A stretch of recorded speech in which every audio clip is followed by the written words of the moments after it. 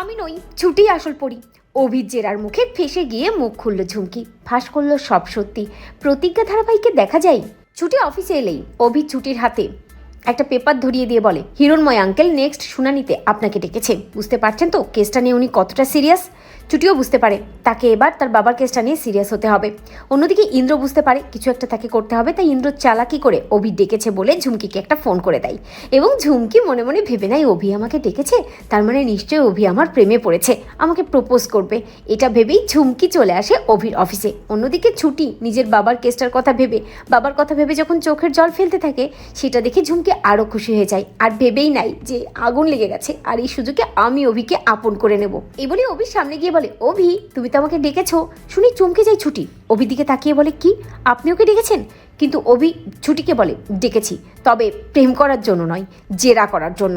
শুনেই ঝুমকি চমকে যায়, মনে মনে ভাবে এ কি, জেরা করার জন্য? পালিয়ে যাই। এই বলে ঝুমকি ওখান থেকে চলে যাওয়ার চেষ্টা করে। তখনই অভি সামনে গিয়ে দাঁড়ায় আর ঝুমকিকে বলে, কোথায় পালাচ্ছেন? পালানো তো যাবে না, আমরা সব সত্যি জেনে গেছি। আপনার বিরুদ্ধে যত এলিগেশন ছিল সব প্রমাণ হয়ে গেছে। ঝুমকি মনে মনে ভাবে, এই রে, এরা কি সব জেনে গেছে নাকি তাহলে? অভি ঝুমকিকে বলে, কি হলো, ঘাবড়ে যাচ্ছেন কেন? এখনো তো কিছু বলেইনি। এই যে ফোনটা দেখছেন, তার মধ্যে সব প্রমাণ আছে, আপনার সব নাটক ধরা পড়ে গেছে।